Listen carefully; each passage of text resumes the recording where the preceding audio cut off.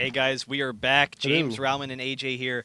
Going to be taking a look at game number 2, CLG.Black versus Ordinance. I'm definitely excited to check it out. I'm kind of getting back into the groove, and it's been a nice long weekend. Not really a long weekend, but we're really busy with a lot of stuff, and it's just kind of like we're sinking back in. We're just trying to we're trying our best to navigate around everyone's schedules to try and get finals still on track. I think we mentioned last week. I think finals were gonna be this week. But there's there is some there are some difficulties because people are still traveling back from events. People are traveling to events. Like Dignitas is still in the bracket. They're actually going to be going over. They're in transit to Korea right now. So I think they're actually going to play the rest of the qualifier on NA server from Korea, which is not impossible. Not ideal, but it's not ideal. It works. But you got to do it. But you know what? For now, though, I think we should head into game number 2, CLG.Black versus Ordinance. Yeah, we got the replays up and available. So and the pick ban data still here. So let's load it up and let's go over the stuff. Actually, how about that? All right. So run through the pick bans. So we'll do the bans real quick first. Yeah. Ordinance, they banned out Shen. So Shen, Twisted Fate, and Yorick. So still sticking with the TF ban. CLG.Black, Alistar, Soraka, Urgot. Soraka, was a bit of a pain in the butt and did actually save some of the earlier team fights. But Urgot, he wasn't, he was banned for game 1 by Ordinance. They wanted to ensure he was banned. And the nice thing about, we talked about the Shen just devastating the entire game with the split pushing. Yorick as well worked out really nice for him. Allowed them to do that 2v1 top, which, they did to such authority. And then also the fact that if we want to run something like Kale coming into game number 2, we would have that option. But we're actually not running that Kale. So running through what was the order? So let's go. First pick on Ordinance was Janna. CLG.Black goes for the bot lane. They go for Taric Graves. We want to take the Taric Graves away from Ordinance this time. Ordinance fires back. Nocturne Ashe, secure their jungler, secure their bot lane. And then Lee Sin Ahri for CLG.Black. Lee Sin, you're very strong in the jungle. But that's the thing, though. And Ahri did pretty well for Ordinance for a time. CLG.Black just wants to secure it. Malphite Swain coming in from Ordinance. You have a nice Swain. He was buffed recently, so you're going to get him back in there. But here's the thing, and you're going to see this on CLG.Black. Look at that horse guy. Yeah. Hecarim, last pick. Yeah, that's definitely really interesting. And well, talking about it for a second, Lee Sin and Ahri, that's always a nice combo. Both teams, wow, they're just continuing to be really aggressive at this early level, just trying to get those early invades. So we will see this red being transferred potentially onto Lee Sin, but then we could see the exact same thing for Nocturne. So both junglers are very aggressive. Ahri and Lee Sin, they have a lot of mobility. Hecarim, gives you great AoE and pick-off potential, and Hecarim's actually kind of very similar to Malphite. As a champion, you have that strong initiation. You don't counter out physical carries like Malphite does. That's kind of Malphite's biggest role, is that attack speed slow. But what you do have as Hecarim is a lot of sustained damage and a lot of tankiness. And he's actually a pretty strong top laner. There's a couple of lanes that he would really struggle in. A lot of the really aggressive harass lanes. But Malphite isn't an aggressive harass lane. He's just kind of a I'm gonna sit here and not die lane. And that's what Malphite's goal is. You just kind of sit up top lane and you don't die against anyone. Well, that's perfect. Hecarim can just farm up, and when you get into late game, when you get some cooldown reduction, you get some early gold pretends into like a Frozen Heart or something, Hecarim is going to be almost unkillable. And then you also have to consider Hecarim, he has really high base damage, so all of his abilities, they scale with just time basically. So if you can just constantly spam that Q with 1 second cooldown, and you're unkillable with your W and with your items, very quickly you're going to be able to control fights. And against Ashe, it's kind of interesting. Ashe, you don't have a lot of mobility. If you get someone like Hecarim, you have the fast engage against a low mobility AD carry. You quickly pick off Ashe in those fights. You win a team fight for your guys. So, definitely a really interesting pick. We'll see how that works out. And I can also see it as a pretty decent means of not only for hitting the back line. Oh, but actually Robert getting stunned down by the Taric, taking a huge chunk of that buckshot. Now not only is the Hecarim ult good for hitting the back line, you can just go zoom right on back. Everyone's feared, everyone's a mess. But it can also be used as a pretty damn decent counter initiation in the event Malphite comes on in and causes some mayhem. But Yoda not gonna get the fear off onto Bloodwater. But look, Lee Sin not too far behind. Might be in the best interest just to back off there, Yoda.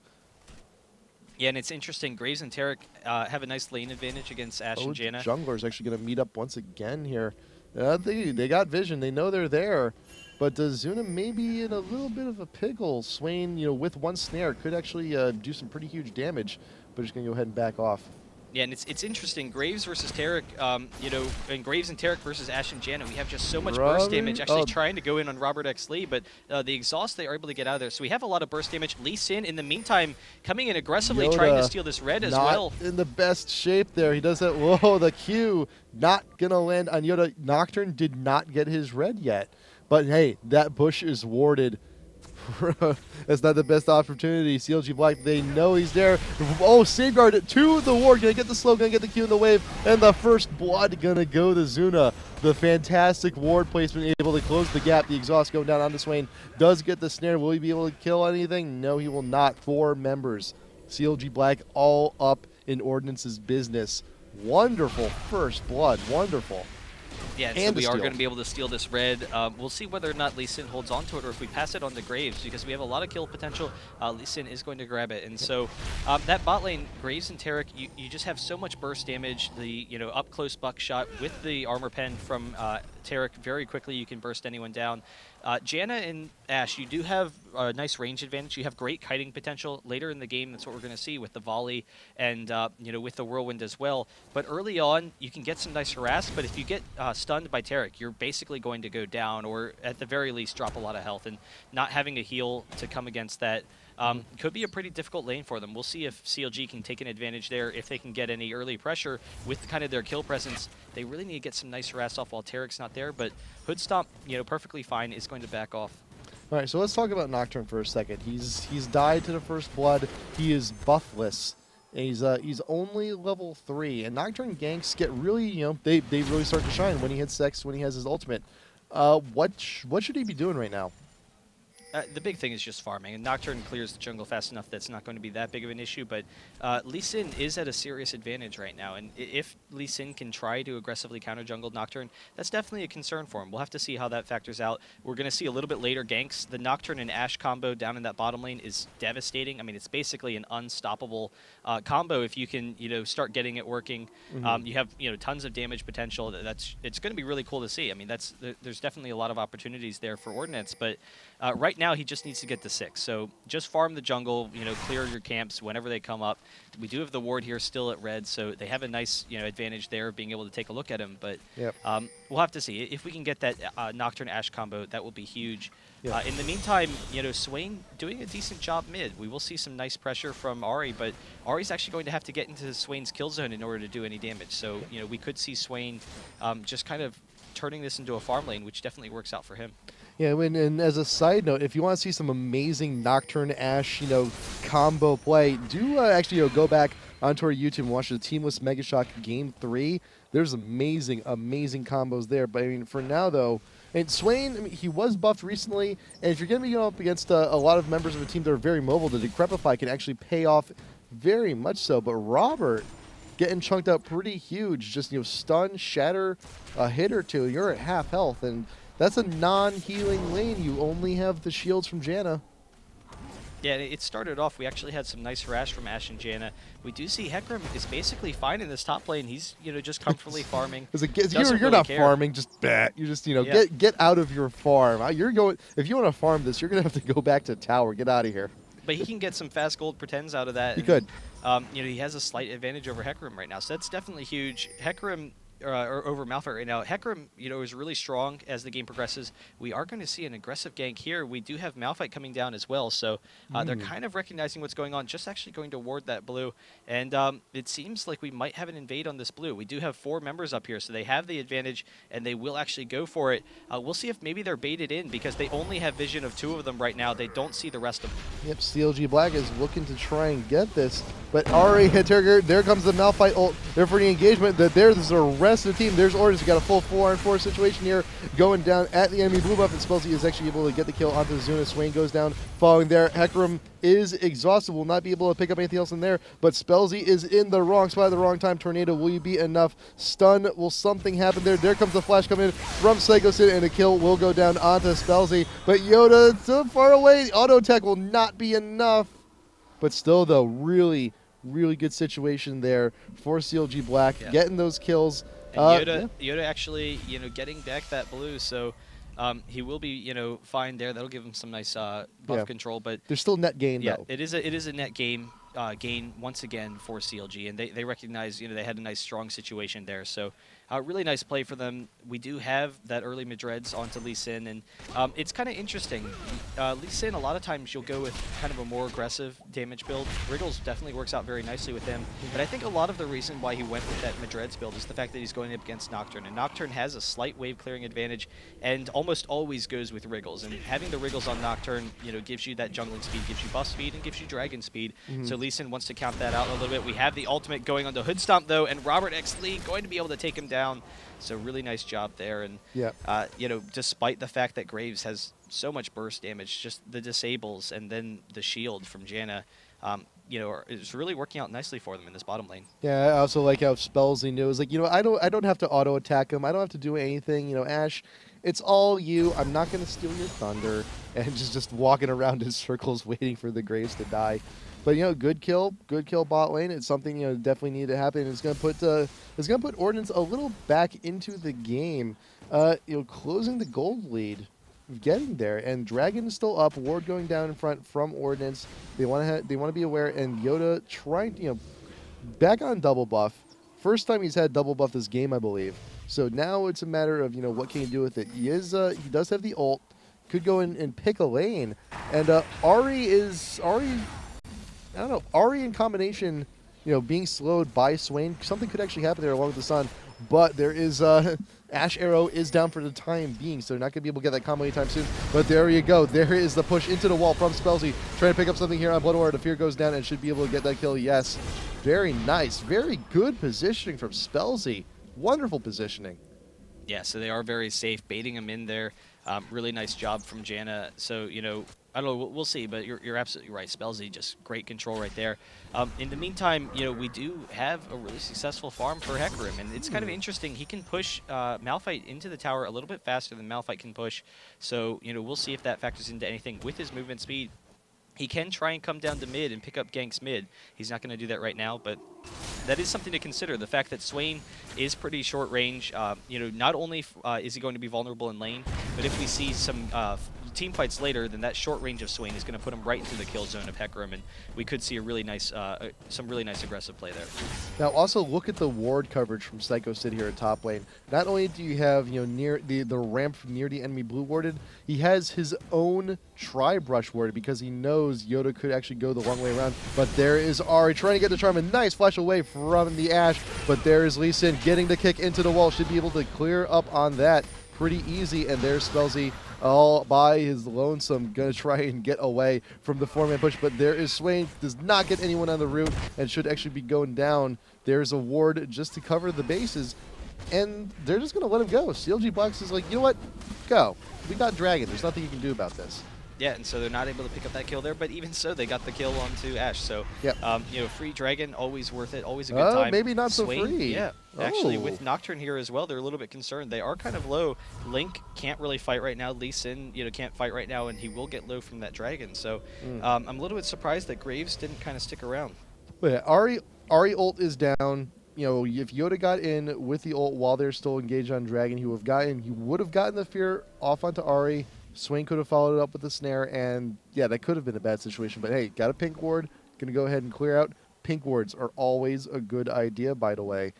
And also noting, look, there's a lot of pings going down from CLG. Malphite is being sneaky. There's where that defensive ward paid off.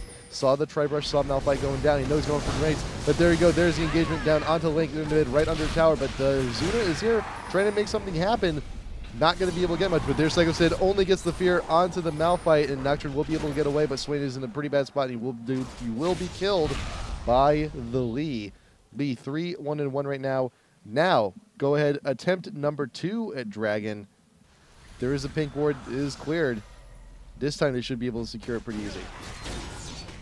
Yeah, and so we'll go down pretty quickly, though I'm not so sure Whoa. about the easy secure there. Good stop. Where are you going? Yeah, we do have an engage once again. Jana is here. We have the volley coming down. We have the slow. There's the Ash arrow coming onto Psycho Sid, but Lee Sin jumping back in, and so Zuna is going to go down almost immediately. Hoodstop not able to pick anyone up. He had his ultimate. The spell shield was down. I'm a little bit surprised he didn't throw it. Yeah, that was just, I think, a little bit. That was a huge misplay from Hoodstop. The same thing happened with the last time they were at Dragon 2. It's like, Dragon's nice. But, oh, look at that farm. Look at that creep wave. I kind of want that. And he just gets distracted just for enough time for Ordinance to come on in and get that engage that they wanted and push him back. And yeah, Hoodstop was just too far away. Should have stuck with the team. We've seen the aggression from Malphite just, taking so much control over this game. We'll have to see. It isn't even a game right now, but having that Malphite to quickly win those fights, then you consider, Graves and Lee Sin, it's a lot of their damage. Output is going to be that physical damage. You shut it down with the attack speed reduction. You can win these fights pretty quickly. And there you go. Yep. Attempt number 3 with Graves here. So now something might actually be able to happen. Now this dragon may finally actually go down for once. It's been engaged upon so many times that this time it should be actually able to secure it. And now with the AD, with Hoodstomp here, they should be able to get it, and they do. But with all of those previous attempts, look at what happens to the gold. Gold is now equalized. Yep, and we'll have to see. I mean, the big thing is that Swain is doing a decent job farming. Hecarim is doing well himself, but so is Malphite. And Malphite has a little bit stronger CC. Swain is just a little bit more sustained damage. We'll have to see. The big concern is going to be if Swain is going to be getting in this game. And Swain picking up that chalice could go for like an Athene's Unholy Grail or something. That's always the talk with Swain now. Yeah. But the Rod of Ages as well will definitely be a nice pickup. And in the meantime, Hecarim kind of surrounded here, and he doesn't have great ward coverage. Yeah, he had great ward coverage before, but now it's it's all expired. She's gonna have to go back and try and buy a few more. And get some vision from Ash, making sure that no one's trying to get the jump on him. But as the game hits later on, I like the Athenes. I like the potential for that onto Swain. He does sail through a lot of mana, but Robert getting caught out by the stun, gonna take a huge chunk. But Swain buying the Catalyst, going for the Rod of Ages, wants to get that health, wants to get the extra mana and AP. He wants to be a little bit more tanky in these fights because he needs to be very close range. He needs to be able to survive the fights once he gets into them. But right now, Psycho Sid trying to just get out of the fear range and burns the ult just to make sure he does not die to the shadow that is Nocturne. Yeah, and so unfortunately it won't be down for fights for a while, but he is pretty safe in that top lane. He can hold Malphite up there. Generally speaking, we don't have a dragon coming up immediately, so it will be up before the next fight, so it's not really that much of a concern. But Nocturne has done a really nice job of catching himself back up into this game.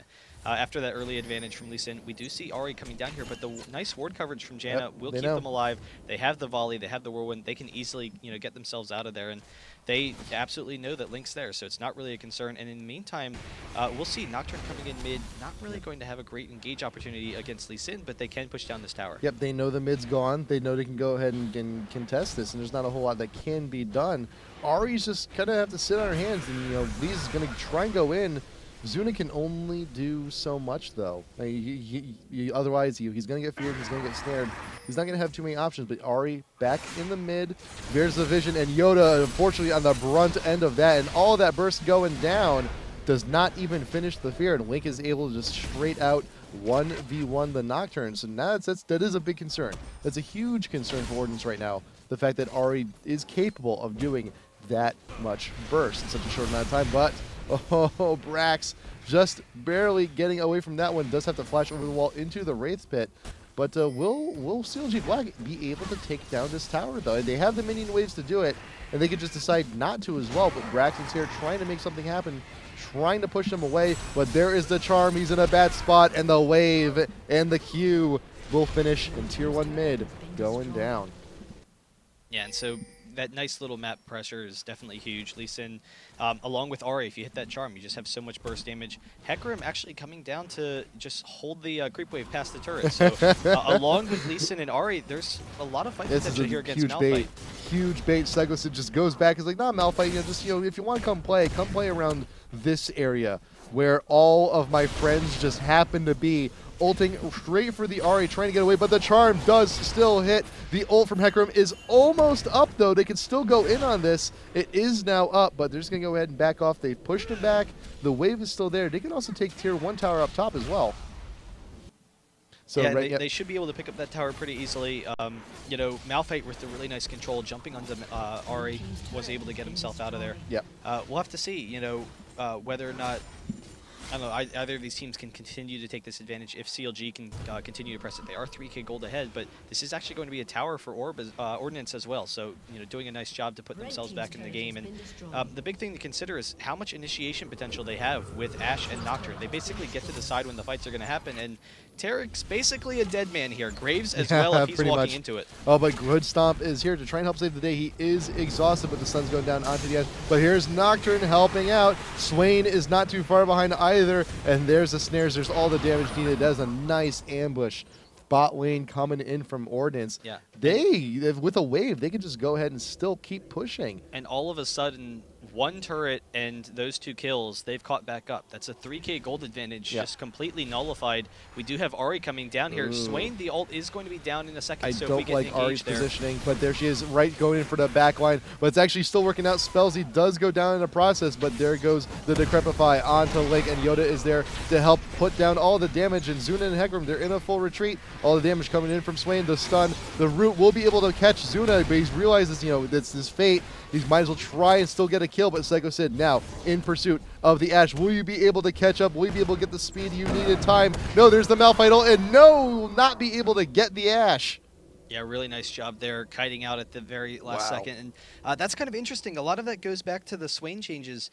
You saw, you know, Swain was using his ultimate on the creeps, and that's kind of an indicator, or at least it always has been, go in on Swain. You're like, oh, his ult's going to be down, you know, engage, let's fight. And so Ahri jumping in when the ult was down, very quickly they were able to take a slight advantage in that fight. But the patch, one of the changes to Swain was his ult, it's not as long of a cooldown anymore. And I think it was like 3 seconds off. So you saw, you know, even though his ult was down at the beginning of that fight, even though it was on cooldown, he was able to get it back up by the middle of the fight and very easily sustained through most of it. So that's kind of an interesting change. And you see, you know, the impact right there. We do see Ahri going to be picking up this blue. You know, we did have a lot of burst damage. Hecarim is really tanky right now. Can, you know, get right in the face of Ashe. And so the big concern is, you know, trying to get that AoE onto Ashe, trying to disrupt her damage.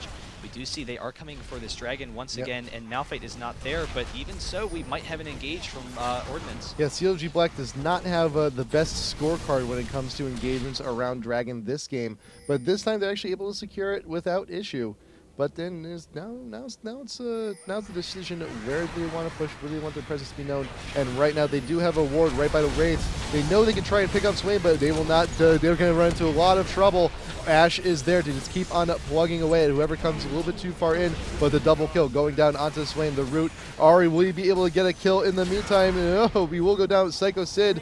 But there's a nice double kill, triple kill for Psycho Sid. Can he get anything more on this, or Ashe, will she be able to take him out? Looking for to get the speed buff, but no. Wow, that volley could very well have finished him. But nice triple kill for the Hecarim. They have so much burst damage that, you know, that's what they're trying to do. They're trying to just get right on top of Ordinance, burst them down.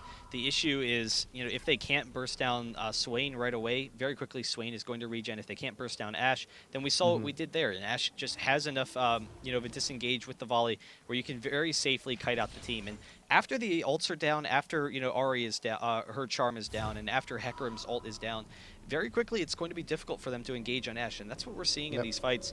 They don't really have a means of following up onto Ashe, and that cleanse is just, you know, had worked perfectly earlier. It's up again now, so you know, if we have an engage, Ashe cleanses, flashes out of there, it's not going to be that big of a deal. And the big thing is they need to shut down Ashe's damage. She's farmed, you know, very well so far. She's 5-1 and 6.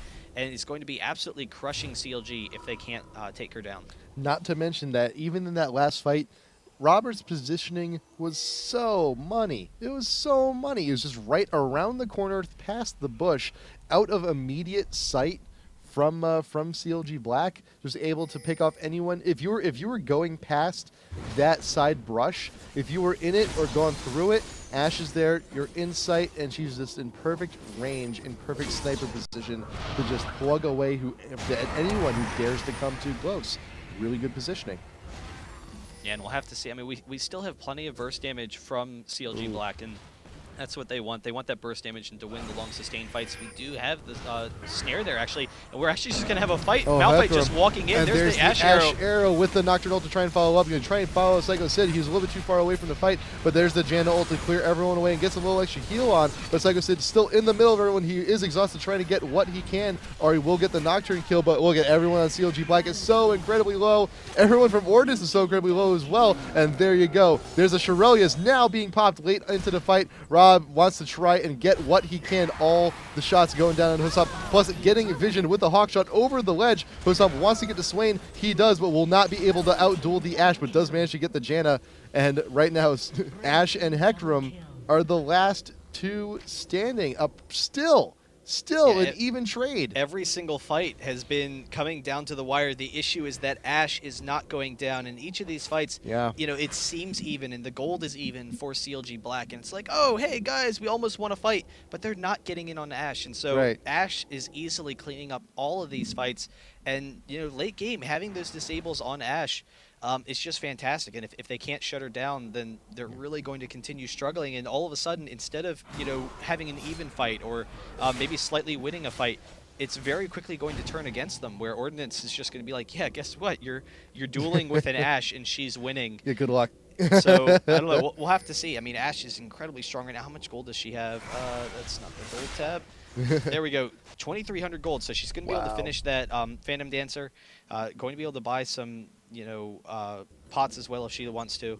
We'll have to see. I mean, she's just so incredibly strong at this point in the game, and they don't really. It's weird to think that they don't have a means of engaging on her, because Ahri and Malphite, or Ahri and Hecarim and Lee Sin should all be able to get in on Ashe, but having the Swain up front and having the Malphite and having the Janna is just providing so much defense where they just can't engage onto Robert X. Lee. But you see how Psycho Sid during that last fight was very separated from the rest of CLG.Black, and you saw he was actually looking to try and get something happening on Ashe, but the rest of the team was just so preoccupied with Malphite, with Swain, with Nocturne, with everyone else, because he had to go through all of them. And once again, the superior positioning, the great positioning from Robert was actually able to position, and the wonderful use of the hawk shot, just to get vision so he can go over the ledge, and there you go. Psycho Sid will be the front end of that arrow, and there's the Malphite ult trying to get everyone. Link is caught out. Ashe still plugging away at the end. Link is trying to go in, trying to get the Ashe, and there's a Hecarim ult, and nice cleanse from Ashe to keep from being feared, to keep from being afraid. The Nocturne will be the first one to go down, but Hecarim does get shut down by the Swain. 1-for-1, everyone backing off. I just love the positioning by Robert X. Lee the entire fight, and they know how strong they are at this point. They're going to just really aggressively go in for this. They just throw off the arrow. They want to get it hard engaged. And so Link, sitting off on the side, wants to see if he can get some damage onto Ashe. And so Ashe just over this wall the entire time. All right, let me throw off the slow, walk to the other side so I know I'm safe here. Then guess what? Hecarim's going to come in for an ultimate. Oh, I get the quick flash. No big deal. I don't even have to use my cleanse. And so winning the fight very easily there. You know, just great control and just absolutely crushing CLG right now with their fight control. I thought I saw Ashe cleanse. I thought I did, but it looks like didn't even need it. Yeah, just completely dodging that Hecarim ultimate with the flash, now coming into this mid, and they don't have any means of engaging. We actually have the slow, and Link is going to go down. Malphite goes down as well, but if Robert X. Lee can clean it up, it's no big deal. There's the second kill, the triple kill going down, not going to die for that Taric. Nope. So they will back off here, but even so, with the creeps here, they will be able to take down this turret very easily. They're actually going to be able to pick up the inhibitor turret, potentially. They might back off because Janna and Swain are pretty low, but they should be able to grab it otherwise. Well, Swain can regen himself pretty quick with the ult, but you know it's a quick kill onto the turret. Ashe has all the damage they need. There's not a whole lot Hecarim and Taric can do about this because they know their spacing. They don't need to back off. Ults are also down. Ult is not down on Hecarim. He cannot go ahead and charge in and get the fear and get what they want. And even then, even if they do get the engage, where's their damage? There isn't any. Spellsing might get caught out though, but Bloodwater not going to notice until too late. Unfortunate there. And the big thing is that, you know, Ashe has all the initiation potential in the world, and to be ahead and have the initiation potential, they get to pick and choose their fights. You know, they can pick people off with the Ashe arrow very easily. They can, you know, kite. So CLG right now, they don't really ever have an opportunity to engage if they don't want to. I keep on thinking about it. I keep on calling them CLG because it's, hey, they're CLG.Black. That's who they are. But you know, it's clearly it's CLG.Black. You know, they did look incredible in this first game. Second game, faltering a little bit, but it's all been the fantastic play of Ordinance so far. And we'll have to see. We do have that, you know, Janet Oracle. She has had it for a while. Going to be clearing the wards around here, so we can bait them once again into a fight. And when they're in this kind of narrow area, we just have the Ashe arrow going off. We have Ashe, you know, attacking over the walls easily. Malphite and Swain both jump in the front. Not really that big of a deal, and very easily they can pick up these fights. I like that pickup of blue from Swain. Just comes and just zap. Just, oh, blue's mine. Anyway, kind of like a Zareth play there. Just zap. Go on. It just amused me. Yeah, so now there's still, this is still not, you know, the last fight didn't go all too well for CLG.Black, but there's nothing, it's only 3K, it's nothing they can't come back from. Baron is still an objective that needs to be pressed. There's decent ward coverage from Ordinance around. There's not a whole lot from CLG.Black, but all the initiation is on Ordinance. Especially, you know, Ashe Arrow is pretty much starting the good bulk of these fights here. Malphite is there, you know, he's very multifaceted as well. And Nocturne to just go in and zoom on anyone he needs to. So there's the Shurelya's being popped. Who's going to be the target? There's the Ashe Arrow coming down. There we pick up the Ahri. The Nocturne ult comes on in. The Malphite ult to follow up. So many ults being used on the Ahri, but it's okay because it's now a 4v5 and Baron is up. Yeah, and so they should have enough Baron control. I mean, very easily they're going to be able to tank this. The big thing is that they're baiting him into a fight, and there's not a great opportunity for Ordinance to win right now. We just have Swain kind of teasing them over the wall there. With Robert X Lee, they're able to drop that very quickly. We could see Zuna, you know, jump in for this, but even so, it'd be a very difficult steal. We actually have Hecarim coming in, trying to get the steal along with Lee Sin. There's actually the steal. We did not get it, so Ordinance is going to be fine. And again, Ashe is just cleaning up, going to go to work, picking up that Hecarim kill. Should go down in a second. Lee Sin actually getting in onto Ashe as well as Hecarim, but we'll be fine. There's the double kill, and then the triple kill. Nice. Very nice work, and you know, good knowledge of Ordinance too. They know exactly how much power they have available to them. They know that, you know, they can go ahead and convincingly win those fights. Nice ward coverage as well to go ahead and get people through the wall. Ahri, not quite sure what Link is trying to do. Can't stand up. Trying to survive. Trying to survive. Trying to get out of there. Trying to you know, undo making a bad decision. Get the hell out of dodge, but. In the meantime, we have this inhibitor going down. The Ashe Arrow once again doesn't even care. Dude, just shrugging him off. Ashe could have just done that on her own. She could have just done it on her own. Didn't even really need any help. Do it on her own, basically. Yeah. But yeah, that's it. Inhibitor in mid, gone down. One of the nice things with Ashe is you have the great attack range where you can very easily poke down towers, and that's kind of something that a lot of ADs lack, or at least, you know, the ADs that are being played now, they lack that attack range. And you know, Ashe can easily wear down a tower if you haven't engaged. Malphite actually just coming off on his own, will engage onto Taric. Oh, there's the surrender. That's why it didn't matter. I was like a little ambitious there. You can do it, champ. You can do it. But no, there's a surrender, and game 2 will be going to Ordinance. Wonderful. Wonderful work. That is that Ashe doing work. Fantastic positioning throughout all of the team fights, and the 16-1-8 at the end of that game. Jeepers. That's I was about to say something I shouldn't be saying, but anyway. But all the initiation was just so money. Ashe Arrow done. Walk in. Nocturne ult. Follow up. Malphite. It just wonderful. It's a wonderful dance. Well, and the big thing is they had the great initiation, but you know, if they wanted to at that point, they were just so far ahead. Ashe was so far ahead, they didn't need to initiate. All they needed to do was walk up and allow, you know, CLG to walk into them. And as long as they kept Ashe alive, which they did a fantastic job of, a lot of that, you know, just goes straight to Robert X Lee with that, you know, great fight control. It didn't really matter. So we'll see coming into game number 3 if there's any changes. You don't really need to ban out Ashe. You can ban out Ashe. I mean, Ashe is a very strong champion. as long as you get that early control, you don't allow them to snowball so quickly. That's not really a concern. Nocturne, definitely was extremely aggressive with those ganks. I don't know. We'll have to see. We might, let up on the Yorick ban, still ban the Shen, ban a, Nocturne instead, so we don't have to worry about that kind of initiation. Malphite in the top lane, we could see a Malphite ban. Malphite's, just such an abusive top lane now, and he doesn't usually win the lane against anyone, but he doesn't lose against anyone, and then his team fight potential is just so strong. He can easily win team fights very easily right now. Yeah, and even then, I think it's also not really it's a partially about the bans, but also about the picks, because if you look at game 1 and game 2, CLG.Black game 1 had a pretty damn good team to take Dragon. Yeah. You had the Cassiopeia and you had the Corki. Game 2, you saw they had a lot of difficulty picking up that first one. It took them 3 attempts to finally get that thing. And in those 3 attempts, that was just a lot of wasted time, a lot of wasted resources. It didn't quite work out for them. So they could have had the Dragon so much easier, and they could have had a little bit more of a lead going into the mid-game, but they did not have the power in game 2 that they did game 1.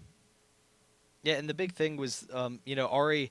Neither of these games, Ahri, hasn't really been that effective, and yeah, it's Ahri using the mobility versus fight control, and we're seeing Ahri doesn't quite have enough burst damage to take people down like you would want to.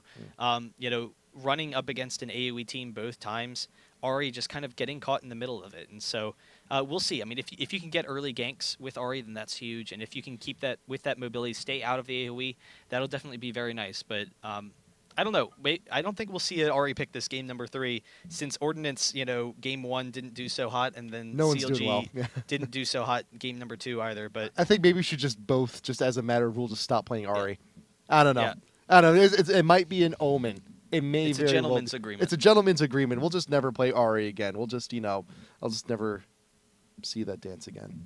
But we'll see. We will be going to a commercial break. We'll be right back in a second, and we'll check out game number 3, CLG.Black versus Ordinance. Back in a right minute. Back.